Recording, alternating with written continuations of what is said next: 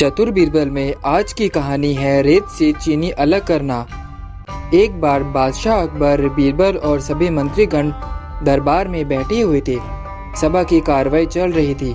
एक एक करके राज्य के लोग अपनी समस्याएं लेकर दरबार में आ रहे थे। इसी बीच वहां एक व्यक्ति दरबार में पहुंचा। उसके हाथ में एक मर्दबान था।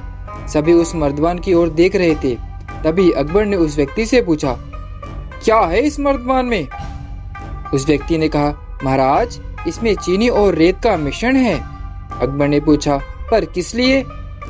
अब उस दरबारी ने कहा, गलती माफ हो महाराज, लेकिन मैंने बीरबल की बुद्धिमत्ता के कई किस्से सुने हैं। मैं उनकी परीक्षा लेना चाहता हूँ। मैं चाहता हूँ कि बीरबल इस रेत में से बिना पानी का इस्तेमाल किए चीनी का एक एक दाना अलग कर दें। अकबर ने बीरबल की ओर देखा और कहा, देख लो बीरबल, अब तुम कैसे इस व्यक्ति के सामने अपनी बुद्धिमत्ता का परिचय दोगे?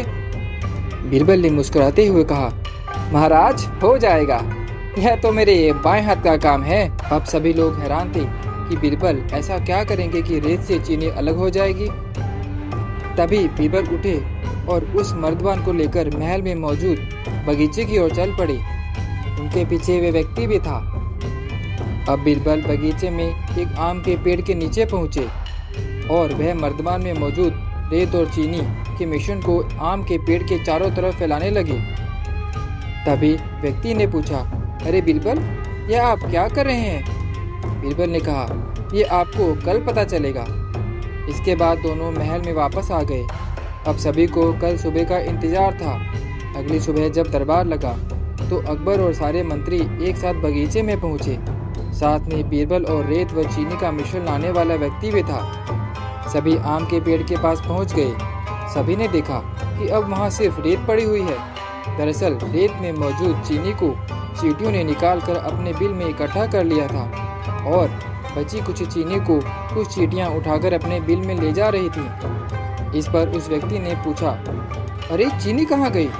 तो बीरबल ने कहा, रेत से चीनी अलग हो गई। सभी जोर जोर से हंसने लगे।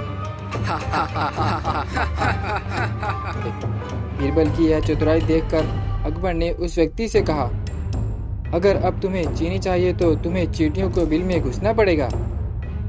इस पर सभी ने ठहाका लगाया और बीरबल की तारीफ करने लगे। तो इस कहानी से हमें यह सीख मिलती है कि हमें किसी को भी नीचा दिखाने का प्रयास नहीं करना चाहिए, क्योंकि वह हमारे लिए हानिकारक हो सकता है।